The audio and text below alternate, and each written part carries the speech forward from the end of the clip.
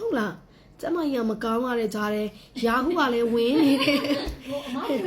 မွေပြန်မွေအဲ့တော့လေကိုကမွေ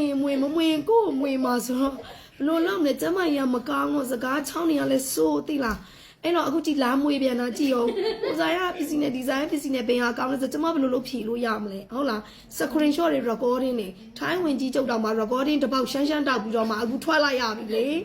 ဟုတ်လားနော်ကျန်တာမပြောနဲ့ဟိုဆန်လိုလူမျိုးတွေကျမတို့နားမှာအများကြီးရှိတယ်သတိထားဖို့တွေ့လားနော်ယုံလို့မလို့မအလွတ်သဘောဟာမလို့ပြောမိတယ်တခါတည်းကဘာကိုဖွင့်ချလိုက်တယ်နော်အဲ့လိုလူမျိုးတွေကအများကြီးကိုနဲ့သာလင်ဟီးနဲ့လုပ်ပြီးကိုစီကသတင်းနိုင်ပြီးသွားပြီးပြီးလဲပြီးတော့ဖွင့်ချတာလေအဲ့ဒါကြောင့်မလို့ကိုကကျွရင်ကိုထူးတောင်မယုံရဘူးနော်အဲ့တော့ဒီဇိုင်းနဲ့ဘယ်ဆိုင်ရကောင်းလဲလို့ကျမစေတနာမြတ်တာကြီးအရင်ကန်ကြီးနဲ့ဘယ်ဟာကိုယူလို့ပြောလိုက်အမလေးကျမပြောလို့ဆိုပြီးစကွရင်းရှော့နဲ့လုံးပါလေအမလေးဒါမျိုးတွေကတော့အန်သွားတွေတောင်ကျွတ်လို့ဒီမှာပလက်တောင်ထောက်ထားပြီနော်ဈေးလည်းကြီးတယ်ပလက်တောင်ထောက်ထားပြီပလက်ဈေးကြီးတယ်အန်တိုတာမဟုတ်ဘူးအန်မရှိတော့လို့ပလက်တောင်ထောက်ထားတယ်သိလား